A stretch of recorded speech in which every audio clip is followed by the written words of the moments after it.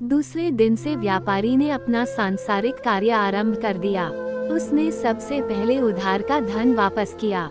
उसने अपने मित्रों को बहुमूल्य भेंटें दी, फकीरों साधुओं को जी भर कर दान किया, बहुत से दास दासियों को मुक्त किया। उसने अपनी पत्नी को कीमती धन दिया, अवयस्क बेटे बेटियों के लिए अभिभावक नियुक्त किए और संतानों में संपत्ति को बांट दिया।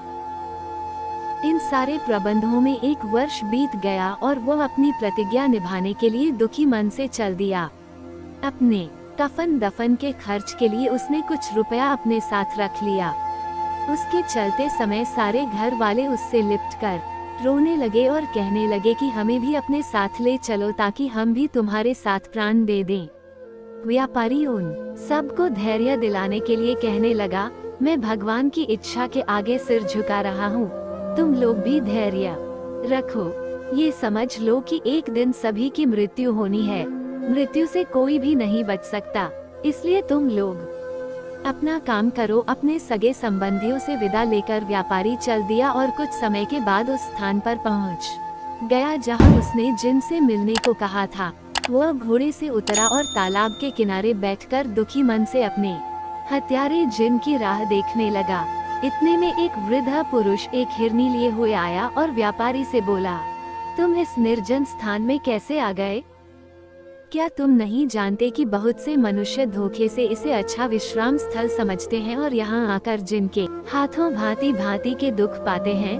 व्यापारी ने कहा, आप ठीक कहते हैं, मैं भी इसी धोखे में पड़कर एक जिन का शिकार होने वाला हूँ।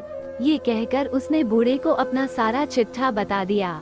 बूढ़ी ने आश्चर्य से कहा, ये तुमने ऐसी बात बताई जैसी संसार में अब तक किसी ने नहीं सुनी होगी। तुमने ईश्वर की जो सौगंध खाई थी उसे पूरा करने में प्राणों की भी चिंता नहीं की।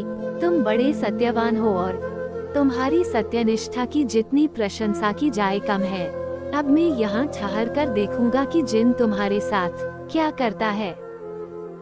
वे आपस में बातें करने लगे। इतने में ही एक और वृद्ध पुरुष आया जिसके हाथ में रस्सी थी और 2 काले कुत्ते उस रस्सी से बंधे हुए थे। वो उन दोनों से उनका हालचाल पूछने लगा। पहले बूढ़े ने व्यापारी की सारी कहानी बताई और यह भी कहा कि मैं आगे का हालचाल देखने यहाँ बैठा हूँ। दूसरा बूढ़ा भी यह सब सुनकर आश्चर्यचकित हुआ और वहीं बैठकर दोनों से बातें करने लगा।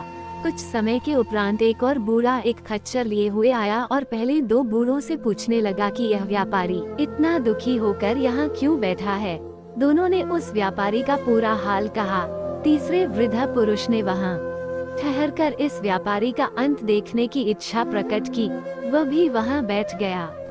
अभी आप सुन रहे थे जिन और व्यापारी की कहानी का 6वां भाग। 7वां भाग सुनेंगे अगली वीडियो में। 7वां भाग सुनने के लिए हमारे चैनल को सब्सक्राइब करें और घंटी वाले बटन को दबा दें ताकि हम जो भी वीडियो डालें उसका नोटिफिकेशन आपको सबसे पहले मिले। तो चलिए फिर मिलते हैं अगली वीडियो में।